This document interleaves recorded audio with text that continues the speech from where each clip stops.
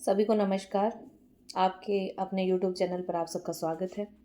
आज हम हिंदी साहित्य में प्रगतिवाद को पढ़ेंगे, जिसको छायावादोत्तर काल भी कहा जाता है। इसकी समय सीमा है 1936 से लेकर 1942 ईस्वी। लखनऊ में अप्रैल 1936 ईस्वी में प्रगतिशील लेखक संघ की स्थापना और प्रथम अधिवेशन के समय से हिंदी में प्रगतिवादी आंदोलन की शुरुआत होती है। इस अधिवेशन के प्रथम अध्यक्ष मुंशी प्रेमचंद थे। 1934 ईस्वी में गोर्की के नेतृत्व में रूस में सोवियत लेखक संघ की स्थापना हुई। यह विश्व का पहला लेखक संगठन था। कुछ महत्वपूर्ण पॉइंट ही हम देखते हैं। प्रगतिवाद का सैद्धांतिक आधार मार्क्स का द्वंद्वात्मक भौतिकवाद था। मार्क्सवाद ही प्रगतिवाद हम कह सकते हैं। राजनीति के क्षेत्र में जो समाजवाद या साम्यवाद है, साहित्य के क्षेत्र में वही प्रगतिवाद है। डॉक्टर बच्चन सिंह ने सुमित्रानंदन पंत कृत युग वाणी को खड़ी बोली का प्रथम प्रगतिवादी काव्य माना है। डॉक्टर बच्चन सिंह ने। डॉक्टर गणपति चंद्रगुप्त ने कालक्रम की दृष्टि से रामेश्वर करुण कृत ब्रज भाषा काव्य करुण सत्सई को प्रथम प्रगतिवादी कवि और काव्य माना है। अब बात करते हैं प्रगतिवाद प्रवृत्तिगत विशेषताएं। प्रगतिवाद की क्या क्या विशेषताएं रही हैं, उन पर चर्चा करते हैं। प्रगतिवाद का अर्थ एवं स्वरूप। छायावादोत्तर काव्यधाराओं में सर्वप्रथम प्रगतिवाद की चर्चा की जाती है। सन 1936 में प्रगतिवाद को छायावादी काव्यधारा का अंतिम छोर कहा गया, लेकिन फिर भी इसके बाद थोड़ा बहुत छायावादी साहित्य लिखा जाता था। लेकिन 1934 से 1940 के मध्य जिस साहित्य का निर्माण हुआ, आलोचकों ने उसे प्रगतिवाद का नाम दिया। प्रगति का शाब्दिक अर्थ गति या उन्नति है। अन्य शब्दों में किसी भाव या विचार को पूर्ण रूप से गति देना ही क्या है, प्रगति कहलाता है। अंग्रेजी में इसे प्रोग्रेसिव कहा गया है, अर्थात जो साहित्य जीवन को आगे बढ़ाने में सहायक हो उसे प्रोग्रेसिव कहा जाएगा। लेकिन हमें यह भी ध्यान रखना होगा कि प्रत्येक युग का साहित्य प्रगतिशील ही होता है। हिंदी साहित्य में जिस काव्य को प्रगतिवादी कहा जाता है वह निश्चय से साम्यवादी विचारधारा और मार्क्सवादी चिंतन से जुड़ा हुआ है। साम्यवादी विचारधारा और मार्क्सवादी चिंतन से जुड़ा हुआ है। प्राय सभी आलोचकों की यह धारणा है कि प्रगतिवादी साहित्य मार्क्सवादी चिंतन से प्रभावित तथा यह पूंजीपतियों का विरोध करता हुआ वर्गहीन समाज में विश्वास रखता है।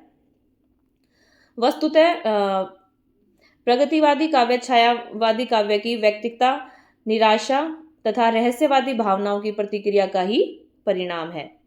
20वीं शताब्दी के आरंभ में औद्योगिक विकास के फलस्वरूप भारत में पूंजीपति वर्ग और सर्वहारा वर्ग की स्थापना हो गई थी। कब? 20वीं शताब्दी के आरंभ में, जब औद्योगिकी का विकास हुआ भारत में, तब हमारे भारत में क्या था, पूंजीपति वर्ग और सर्वहारा वर्ग की स्थापना हो गई थी। ये दोनों वर्ग अपने अपने लाभ के लिए संघर्षरत थे। सन 1914 में मजदूर इकट्ठे होने लगे और 1920 में अखिल भारतीय ट्रेड यूनियन कांग्रेस की स्थापना हुई। इधर बिहार में 1927 में किसानों का संगठन बना और उत्तर प्रदेश में सन 1935 में इस संगठन की स्थापना हुई।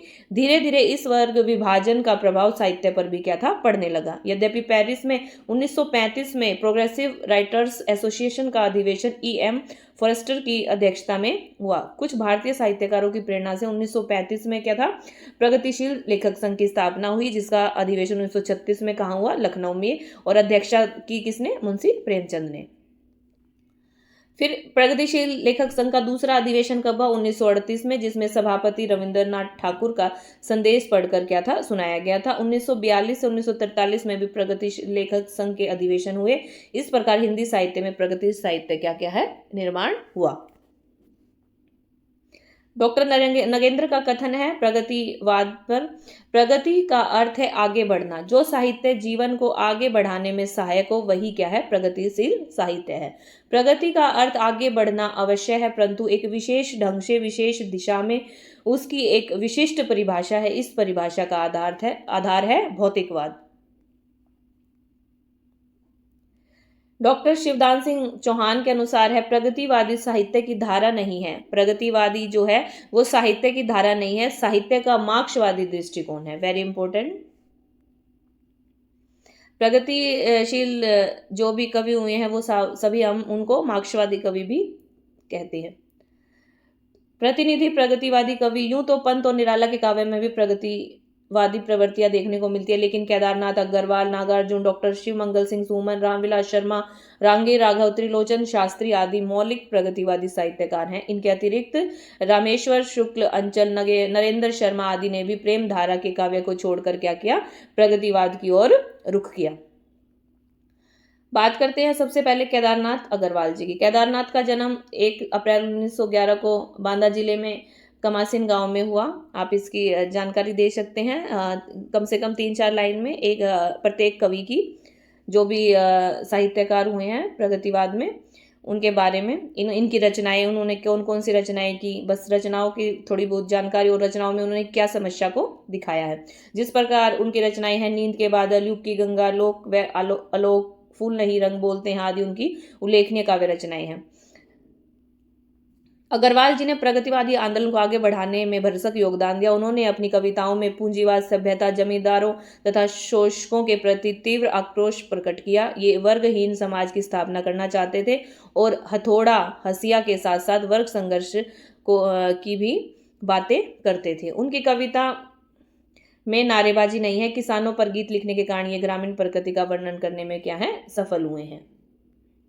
नागार्जुन सेकंड है हमारे, इनका मूल नाम जो है वे वैद्यनाथ मिश्र है और इनकी जो रचनाएं हैं, युग धारा, प्यासी पथराई आंखें, सतरंगी पंखों वाली, हजार हजार बाहों वाली, तुमने कहा था, पुरानी जूतियों का कोरस, रतिनाथ की चाची, नई पोद, उग्र तारा आदि इनकी क्या है, प्रसिद्ध रचनाएं हैं, इनके उपन्यास हैं। इन्होंने किस समस्या को उठाया, शोषण, अनाचार, वर्ग भेद आदि पर तीखे व्यंग्य किए हैं। वस्तुतः वे धरती और जनता के गीत गाने वाले कवि हैं। इनको सही अर्थों में जन कवि कहा जा सकता है। इन्होंने जन जीवन और प्रकृति का क्या है, सुंदर वर्णन किया है। इनकी भाषा सरल, सहज और बोधगम्य हिंदी भाषा है। इनकी व्यंग्य से संबंधित कुछ पंक्तियां हैं। आजादी की कलियां फूटी, 5 साल में होंगे फूल, 5 साल में फूल निकलेंगे, रहे पंत जी झूला झूल। क्योंकि सारी पंक्तियां तो आप पेपर में लिख नहीं सकते, याद रहे या ना रहे, तो कम से कम आपको 2 पंक्ति इसकी याद हो तो आप कोट कर सकते हैं एग्जाम में। आगे बात करते हैं डॉक्टर शिवमंगल सुमन। जन्म हुआ 1916 ईस्वी में उन्नाव जनपद उत्तर प्रदेश में, और इनकी रचनाएं हैं हिलोल, जीवन के गान, विश्वास बढ़ता ही गया, माटी की बारात आदि इनकी उल्लेखनीय काव्य कृतियां हैं। इनका जो काव्य है वो प्रगतिवाद और राष्ट्रीय चेतना पर आधारित है। कुछ कविताओं में इन्होंने श्रृंगार भावना की भी अभिव्यक्ति की है, लेकिन समाजवादी चेतना उनकी कविताओं का प्रमुख स्तर है। विस्तृत पथ है मेरे आगे, उस पर ही मुझको चलना है, चिर शोषित असहायों के संग अत्याचारों को दलना है। रामविलास शर्मा जी, इनका जन्म 1912 में झांसी में हुआ और हंस पत्रिका के ये संपादक रहे, और 1956 ईस्वी में रूप तरंग नामक काव्य संग्रह का इन्होंने प्रकाशन किया। शर्मा जी एक प्रगतिवादी कवि होने के साथ साथ प्रगतिवादी आलोचक भी हैं। उनका विचार है कि मार्क्सवादी मान्यताओं के अनुसार लिखा गया काव्य ही प्रगतिवादी हो सकता है, लेकिन इनकी कविताओं में ग्रामीण जीवन के अतिरिक्त शोषित समाज एवं सामाजिक रूढ़ियों से दबे हुए अधिक लोगों का चित्रण देखा जा सकता है। अगले हमारे कवि हैं डॉक्टर रांगे राघव। इन्होंने उपन्यास, निबंध, कहानी, आलोचना आदि भी लिखी हैं। इनकी रचनाओं में अखंड भारत, पिंगले पत्थर, राह के दीपक, पांचाली आदि उल्लेखनीय है। मुक्त काव्य के साथ साथ इन्होंने प्रबंध काव्य की भी क्या है, रचना की है। इनके काव्य में पूंजीवाद तथा शोषण का विरोध, भ्रष्टाचार, राजनीति, सोवियत संघ, रूढ़ियों तथा अंधविश्वासों और शोषितों का विस्तृत पूर्वक वर्णन हुआ है। जो मार्क्सवादी विचारधारा थी वो शोषक और शोषितों के ऊपर बातचीत करती थी। मजदूरों को लेकर उनका विशेष योगदान रहा है। कार्ल मार्क्स की तरह दुनिया के सभी मजदूरों एक हो जाओ। मार्क्सवाद या प्रगतिवाद में यही चीज दिखाई गई है। शोषण, पूंजीवाद के बारे में इसमें अधिक दिखाया गया है। त्रिलोचन शास्त्री, इनका मूल नाम क्या था, वासुदेव सिंह। ये हंस, कहानी, आज, समाज, प्रदीप, चित्रलेखा आदि पत्रिकाओं के संपादक रहे। और धरती, गुलाब और बुलबुल, शब्द, ताप के ताए हुए दिन, उस जनपद का कवि हूँ आदि इनकी उल्लेखनीय काव्य रचनाएं हैं। जो त्रिलोचन जी हैं वो वस्तुतः किसानों के कवि थे, इसलिए इनके काव्य में माटी की महक विद्यमान है। ओस मिट्टी से जुड़े होने के कारण उन्होंने श्रमिकों तथा श्रम जीवकों की वेदना को साकार किया है। कहीं कहीं इनका व्यंग्य बड़ा तीखा और चुभने वाला है।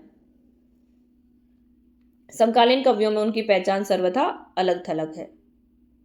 फिर बात करते हैं इनकी विशेषताओं की। प्रगतिवादी काव्य की विशेषताएं, सबसे पहली है शोषकों तथा पूंजीपतियों का विरोध। मार्क्सवादियों के समान प्रगतिवादी कवि भी पूंजीपतियों का विरोध करते हैं। ये कवि कहते हैं कि पूंजीपति वर्ग अधिक लाभ कमाने के लिए मजदूरों का क्या करते हैं, अधिक शोषण करते हैं और उन्हें क्या है, वेतन कम देते हैं। व्यवसाय में पूंजी लगाकर वह उस पर अपना सारा अधिकार समझ लेता है, जबकि मेहनत मजदूरों को करनी पड़ती है। इसलिए प्रगतिवादी कवि पूंजीपतियों और जमींदारों को नष्ट कर देना चाहता है। इधर निराला ने सामाजिक अव्यवस्था से उत्पन्न भयानक परिस्थितियों का चित्रण किया है। वे ऐसी परिस्थितियों को देखकर समाज को, उन व्यवस्था को बदलना चाहते हैं जिसमें पूंजीपति निरंतर गरीबों का शोषण करते हैं। निराला जी की रचना है भिक्षुक, उसकी कुछ पंक्तियां हैं। साथ दो बच्चे हैं सदा हाथ फैलाए, बाएं से वे मलते हुए पेट को चलते और दाहिने दया दृष्टि को पाने की ओर बढ़ता। चाट रहे झूठी पत्तल वे सभी सड़क पर खड़े हुए और झपट लेने को उनसे कुत्ते भी हैं अड़े हुए। गरीबी का किस तरह चित्रण किया गया है निराला की भिक्षुक कविता में। दूसरा है पॉइंट, शोषित वर्ग के प्रति सहानुभूति एवं क्रांति का आह्वान। जो शोषित है, जो पूंजीपति वर्ग जिनका शोषण कर रहे हैं, उनके प्रति सहानुभूति दिखाते हैं प्रगतिवादी कवि एवं क्रांति का आह्वान के अपने लिए संघर्ष करने के लिए उनको आह्वान करते हैं, प्रेरित करते हैं। वस्तुतः प्रगतिवाद का जन्म ही शोषित, दलित तथा वंचित लोगों के प्रति सहानुभूति के भाव से हुआ। यही इनका क्या था, मूल स्वर था। इस वर्ग में किसान, मजदूर, अछूत, नारी, मध्यवर्गीय कर्मचारी तथा अध्यापक आदि आते हैं। प्रगतिवादियों ने इन्हें सर्वहारा वर्ग नाम दिया है। इन सभी के प्रति संवेदना व्यक्त करते हुए उनको संगठित शक्ति से परिचित कराना और शोषकों के विरुद्ध विद्रोह या क्रांति की भावना बढ़ना इस आंदोलन से संबंध कवियों का उद्देश्य रहा है। इस संदर्भ में निराला की तोड़ती पत्थर कविता काफी उल्लेखनीय है। वह तोड़ती पत्थर कोई न छायादार पेड़, वह जिसके तले बैठी हुई स्वीकार, श्याम तन भर बंधा यौवन, नत नयन प्रिय कर्मरत मन, गुरु हथौड़ा हाथ करती बार बार प्रहार। मजदूरी का चित्रण इसमें दिखाया गया है कि किस प्रकार गर्मी में वो पत्थरों को तोड़ रहे हैं मजदूर के ऊपर ये दिखाया गया है। कार्ल मार्क्स की भांति ये प्रगतिवादी भी रक्त क्रांति के हिमायती है। उनकी कामना है कि संपूर्ण विश्व का सर्वहारा वर्ग सुख शांति में जीवन तभी व्यतीत कर सकता है जब शोषकों का समूल निवास हो। इस कार्य में कवि केदारनाथ अग्रवाल साहित्य एवं कला के उपासकों का आह्वान करते हैं। ये आप पंक्ति छोड़ भी सकते हैं। यथार्थ मतलब एक जो आप पॉइंट लिखते हैं उस पे कम से कम उसके अंदर आप 2 पंक्तियों को कोट कर सकते हैं, बहुत है, क्योंकि हमारे पास समय सीमा भी है और हमारे पास शब्दों की भी कमी है। हमें 250 या 300 शब्द वो भी 10 मिनट में या 12 मिनट मैक्सिमम मिलते हैं लिखने के लिए। तो हमें अपने हमारा मैटर 1000 शब्दों का होता है और हमें सिर्फ लिखने हैं उसमें 250 या 300 शब्द। इसलिए हमें जितना हो सके एग्जामिनर को ये दिखाना है कि भाई हमने पढ़ा है, पर उसको हम जितना छोटे उसमें करेंगे ताकि एग्जामिनर को ये लगे हाँ बच्चे ने पढ़ा है। अगर हम पंक्तियाँ कोट करते हैं कि एक पॉइंट में आप 1-2 पंक्ति कोट कर सकते हैं, बहुत है। यथार्थवाद पर बल, छायावाद की कल्पना प्रधानता की प्रतिक्रिया स्वरूप प्रगतिवादी कविता में सामाजिक यथार्थ के चित्रण को मूल मंत्र के रूप में स्वीकारा गया। प्रगतिवाद ने पूंजीवाद एवं अधिनायकवाद से पीड़ित समाज के यथार्थ पर आधारित चित्रण पर विशेष बल दिया। इन कवियों ने समाज के सुंदर पक्ष को अपनी कविता में स्थान नहीं दिया, बल्कि क्योंकि सुख शांति सौंदर्य तो पूंजीवाद व्यवस्था के अंग है, अतः इनका उद्घाटन करने पर लोगों ने वर्तमान व्यवस्था को समूल नष्ट करने, क्रांति करने का भाव तीव्र न होगा। अतः ग्रामीण तथा शहरी समाज के प्रत्येक क्षेत्र में कुरूपता का व्यंग्यात्मक शैली में यथार्थवादी चित्रण करना ही इस युग के कवियों को अभिप्रेरित था। ग्रामीण, श्रमिक, नारी सभी इन कवियों की संवेदना के आलंबन बने। केदारनाथ की संवेदना का यथार्थ चित्रण का इसका उदाहरण आप दे सकते हैं। थके मांदे जहां तहां वो जाते हैं ढेर, सपने में भी सुनते हैं धरती की धड़कन। अगला पॉइंट है साम्यवादी व्यवस्था का यशोगान। भारत में प्रगतिवादी आंदोलन पाश्चात्य देन है। जर्मन विचारक कार्ल मार्क्स ने जिस साम्यवादी दर्शन की परिकल्पना की, उसके आधार पर उसे पहली सफलता क्या है, रूस में प्राप्त हुई। प्रगतिवादी कवियों ने भारतीय समाज में व्याप्त पूंजीवादी एवं सामंती व्यवस्था के विनाश के लिए साम्यवादी सिद्धांत ही सर्वाधिक उपयुक्त लगा तथा सोवियत रूस की सर्वहारा सरकार उन्हें आदर्श प्रतीत हुई। इसलिए अनेक प्रगतिवादी कवियों का काव्य रूप वहां की शासन व्यवस्था तथा लाल सेना के यशोगान से आपल्लवित है। समाज के नवनिर्माण पर बल। समय परिवर्तनशील है, अतः समय के साथ साथ जीवन अथवा समाज के हर क्षेत्र में परिवर्तन अवश्य में भावी है। वह शाश्वत सत्य का निर्वाह समाज का स्वार्थी वर्ग फिर भी नहीं करना चाहता। भारत में रूढ़ियों, अंधविश्वासों, सड़ी गली मान्यताओं के प्राबल्य का कारण देश का अशिक्षित होना है। स्वार्थी तत्व भोली भाली जनता का इसी आधार पर सदा से अनुचित लाभ उठाते आए हैं। प्रगतिवादी कवियों ने पुरातनता का तीव्र विरोध किया, जो पहले से चली आ रही प्रथा है उनका। इनके साथ ही साथ उन्होंने नूतन उज्जवल भविष्य की क्या है, कामना की है। अब इसमें पंत जी की जो रचनाएं हैं, युगांत, युगवाणी कृतियों के नाम लिख सकते हैं, जिनमें ये चीज दिखाई गई है। नूतन उज्जवल भविष्य की कामना, दुंत जरो जगत के जीर्ण पत्र, इसमें रूढ़ियों तथा रीतियों को समाप्त करने के बारे में दिखाया गया है। ये पंक्तियां कोट कर सकते हैं। नव युग जन आगे आओ, नव निर्माण करो तुम, जग जीवन का समाज का मन का। फिर है नारी भावना। अगला पॉइंट है नारी भावना। नारी के शोषण तथा उसकी उपेक्षा के प्रति काफी सचेत दिखाई देते हैं प्रगतिवादी। वे शोषित तथा पीड़ित नारी को पुरुष की अधीनता से मुक्त करना चाहते हैं। इस कवियों का विचार है कि पुरुष और नारी कंधे से कंधा मिलाकर ही समाज का क्या कर सकते हैं, नर निर्माण कर सकते हैं। मुक्त करो नारी को, चिरबंदिनी नारी को, युग युग की कारा से जननी सखी प्यारी को। ईश्वर और धर्म के प्रति अनास्था। लगभग सभी प्रगतिवादी कवि ईश्वर, धर्म तथा परंपरा के प्रति अनास्था व्यक्त करते हैं। उनका विचार है कि ईश्वर और धर्म लंबे काल से मानव जाति का अमंगल ही करते आए हैं। प्राय पूंजीवादी और सामंतवादी लोग ईश्वर तथा धर्म के नाम पर निम्न वर्ग का शोषण करते रहे हैं। इन कवियों का यह विचार है कि धर्म तथा ईश्वर में आस्था मनुष्य को निराशावादी और भाग्यवादी बना देता है। अतः ईश्वर और धर्म को त्याग कर ही समाज का क्या है, कल्याण हो सकता है। इसमें पंक्ति आप लिख सकते हैं केदारनाथ अग्रवाल जी की। पत्थर के सिर पर दे मारो अपना लोहा, वह पत्थर जो राह रोक कर पड़ा हुआ है, जो टूटने के घमंड में अड़ा हुआ है। अगला पॉइंट है लोक जीवन का वर्णन। प्रगतिवादी काव्य में लोक जीवन का बड़ा ही सुंदर और स्वाभाविक चित्रण किया गया है। छायावादी कवियों के समान इन कवियों ने ग्रामीण जीवन के असंख्य छवियों को अंकित किया है। विशेषतः पंत, त्रिलोचन, रामविलास शर्मा, नागार्जुन जैसे कवियों ने अपनी काव्य रचनाओं में ग्राम प्रांत के जीवन चित्रण प्रस्तुत किए हैं। कवि सांध्यकालीन सावन की मेघ मल्हारों में आल्हा उदल का संगीत प्रस्तुत करते हैं और कहीं ग्रामीण बालाओं की क्रीड़ाओं का क्या है, वर्णन करते हैं। लोक जीवन का वर्णन किस प्रकार किया गया है प्रगतिवाद में। बीवी बच्चों से छीन, बिना दाना दाना अपने में भर, भूखे तड़पे या मरे, भरो का तो भरना है उसको घर। कला के प्रति नवीन दृष्टिकोण। प्रगतिवादी कवियों ने अपने समाज के हितकारी विचारों को जन जन को ग्राह्य बनाने के लिए सरल एवं व्यवहारिक भाषा अपनाई। निराला की भिक्षु कविता की भाषा सबकी आदर्श बनी। 20वीं शताब्दी के अधिकांश अवधि काव्य में प्रगतिवादी विचारों की अनुगुण सहज ही सुनी जा सकती है। फिर बात करते हैं भोजपुरी और राजस्थानी में भी इन कवियों ने सरल सुबोध भाषा का प्रयोग किया है। यही नहीं, प्रगतिवादी कवियों ने पिंगल शास्त्र में निरूपित छंदों के स्थान पर जन गीतों, लोकगीतों, लोक धुनों को अपनाकर युगानुकूल प्रगतिपरक भावों को व्यक्त किया है।